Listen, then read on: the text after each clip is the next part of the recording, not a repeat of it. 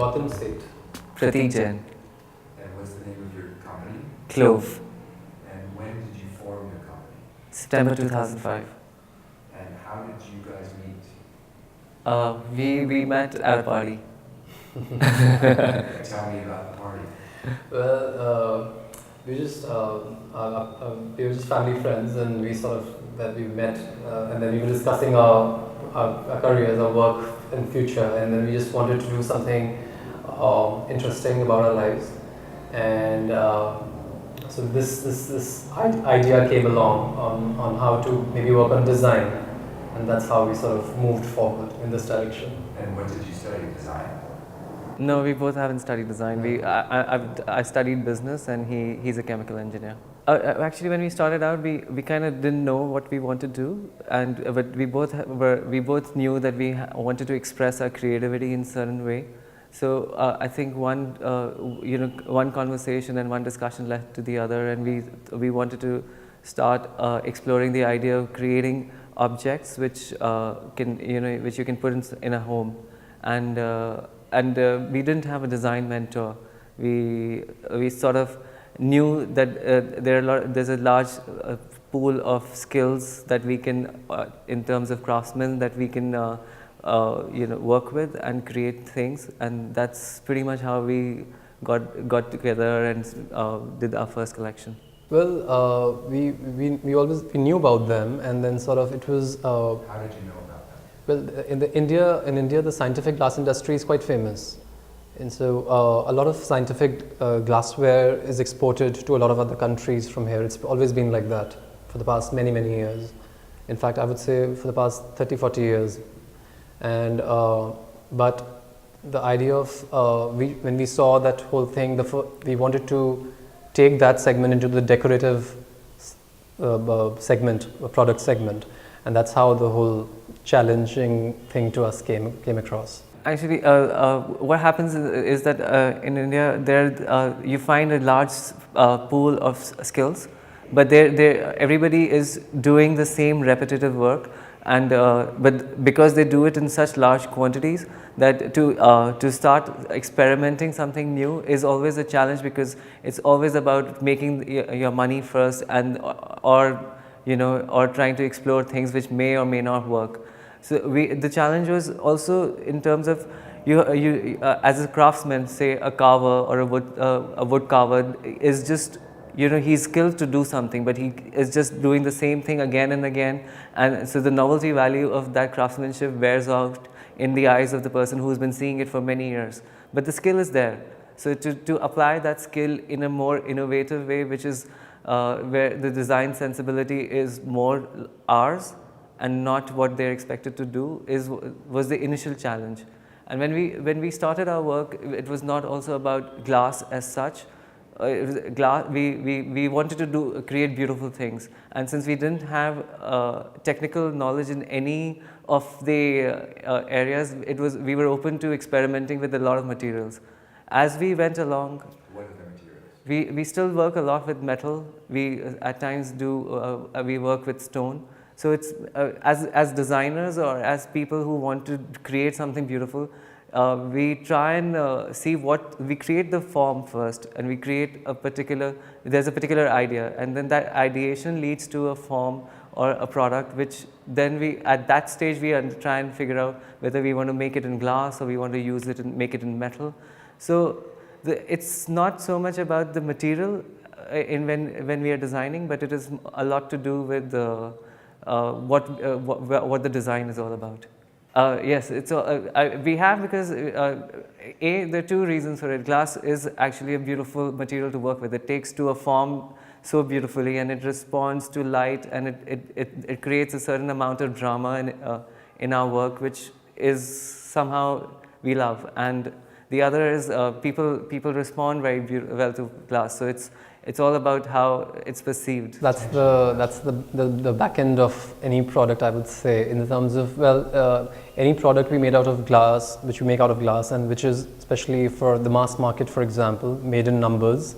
And when we do these big installations, which we expect for a project, then to install such fragile pieces during the process is a bit dangerous, and it can be, and glass, we face a lot of breakages and things like that. So that way, yes, the material has its a little bit of limitations, but the end product, when it comes out, yes, it's quite fascinating usually. Well, yes, we work with a lot of private clients, on projects with hotels, other institutes, and a lot of customized art projects kind of thing. And yeah, mostly the lights which you see on display here. A lot of clients want to come and they want to discuss their houses with us. They want to change the color, they want to change the way we light up the thing. So we sit with them, we talk to them, and so that way it's a very special way of working with them, because the client is very much involved with you during the process. So they design their house lighting almost, I would say, 80-90% with you. Yeah, we basically we showcase our work internationally at Maison et Objet every year. So from that trade fair, if we whatever relevant inquiries are generated, we follow that through, and we've been able to send our material out to a lot of countries in Europe, in Middle East. We're working with few buyers in United States as well. So it's an open platform at Maison. So whoever comes along. And then in India, we've worked a lot with Mr. Sunil Sethi, the Alliance group, where he's helped us showcase our work to prospective buyers who are would be interested in our work. Pratik and I, as designers, we love, apart from the yearly collection we design with our teams, we like taking up these sort of challenging, fun projects which allow us to showcase our strength of work via scale, and that's where public art comes in. We keep, every year we do 1 or 2 installation projects at say at a shopping mall or a hotel, where we display them. Yes. Actually, what happens is with installation art, you're not limited in terms of functionality as much as it's about expressing what is inside you at that point of time. When we are designing a product, it's form and functionality and all the issues about what the product is meant to do. But the minute you have a space which is a platform to just express what you want to talk about or what you're feeling about, it's a great opportunity, because you're creating something which is which you're trying to just catch attention of everybody who's around and say what you want to say out loud. So I think with our work, what we try and express is a lot to do with feelings and love. We are constantly always questioning spirituality, religion. We are constantly questioning relationships and love, and about obsession with oneself, and these are these various issues at the particular point of time. Sometimes we want to subtly be political about issues that which bother us that are happening around the world. So there is I think even in our design and in our product design or installation art, there's always an expression of what is going around us, and that kind of sort of transforms into a product or a piece of art. At the moment in India, they've criminalized homosexuality, which is according to us is a breach of it's a complete breach of humanity. It's my private right about what I want to be, and I feel that if in certain way people are educated that it's not it's human rights, and it's not about a minority issue, it's not about sexuality, it's about right to choice, right to freedom. These are some of the issues that are very relevant in our country right now, which is because politically it does not make sense for anybody to support a group like that. I feel something like that, a issue like that is of relevance to us. Things that move us are issues of love, about about spirituality, about religion. These are the things that are constantly in our minds and find an expression in our work. And whether it is installation art or it is a product design, I think you would find a shred of that thought in most of our work. We have this an ongoing show at the moment where we are doing it's for Valentine's, the 14th February thing, but we've used the material we are most familiar with, which is glass, to create an installation, and it's again about love. It's about we sort of are trying to show the installation. It's like a huge glass heart made with different heights of glass tubes. And the tubes are twisted, so it kind of shows, and at the end of the tube is a mirror. So when you look at the heart, you see yourself before you see anybody else. So the basic feeling behind that is, and we call it I heart me. So it means that that you love yourself before you can love anybody else, and in a way it is a good thing, because if you cannot love yourself completely, you will never be able to love somebody else. And in that heart, there is a reflection of another heart inside it. So that in our way of expressing is that there is always a person that you will love completely, but unless you love yourself before that, you'll never be able to love anyone. Well, yes, we've done, as I said, it's a huge glass heart made with different tubes at different levels. So it's quite chaotic, the work. It's as I said, it's different heights of tubes. So when you look at it close by, you don't make out much out of it. But when you go up and you look down from a first or second floor, then you see the whole outline of it and the meaning behind the whole thing. So it's meant to show chaos within a parameter as well. So yeah, that's what. And where is it installed? It's at this mall called DLF Emporio Mall. It's on for the next for 10 days. What we're doing for Be Open is a series of different lamps and wall murals. The entire collection is it comes from Indian mythology and Indian temples, and you'll find references of Indian temple architecture in our work. Two of the pieces that I would particularly want to talk about, which one is called Celestial, which was the inspiration was from Hindu mythology, where the first form in existence is considered to be ellipsoid, and as the evolution happened, the form ellipsoid finally becomes sphere.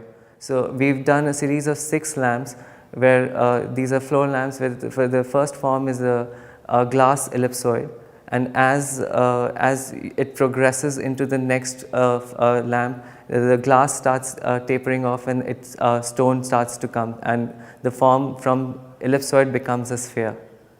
So this was again, it's a very modern and a very clean design, as I would say, but the essence or the ethos are very Indian.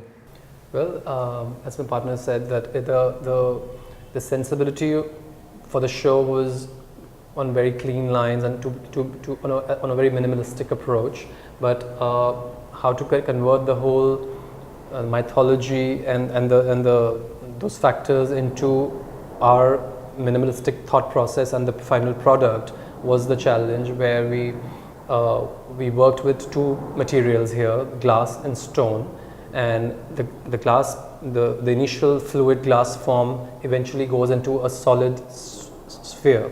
So it shows the change of density, it shows the change of form. So that was the simple process thought behind it. So well, yes, there were 2 different teams. We were working on it simultaneously. There were the glass blowers who were doing these different forms for glass, which was the half of it, and the second half was done by the stone team, which was creating the lower part of it. And eventually, yes, it all came together. The fittings had to happen and things like that. So we have our own facility where we blow glass and we do metal fabrication. We used stone workers. The craftsmen of stone were from Rajasthan. Actually, we both were looking for a name that sounds nice, and at the same time we wanted to make it sound a little different. But initially we thought we'll name it Klove with a C. but we just it was just a whim that we should just. There isn't any interesting story behind that. Klove really does not have a meaning in any language as far as I know, but we liked the way it sounded and it was packaged well. It looked nice, and I think that's one of the reasons we went for it. No, well, honestly, we didn't want to take ourselves too seriously at that point for work. We wanted to keep a name which is sort of has a little casual approach to it, and it's not. And at the same time, this name came in when we were not at all clear about the direction the brand would take as well. So yes, this just sounded nice to both of us. That's right. Actually, when we started, we didn't have an identity and we didn't know what we are going to project. Because I think Klove as a company has evolved with time, and as have we. When we started our work and to the day what we're doing, we've learned on the job, and we've just become what we're doing now with the number of years that we spent doing this. So I think we are a work in progress, and so is the brand. I think Heart was one is as a design was something that we started exploring last year, and this is the time when we started questioning about love, relationships, and human interactions. And we did this Heart with stone and glass again because of the two forms being so opposite and each other, one being so fragile and the other being so strong. It sort of was a tongue-in-cheek juxtaposition that we thought is very relevant in terms of when you talk of relationships.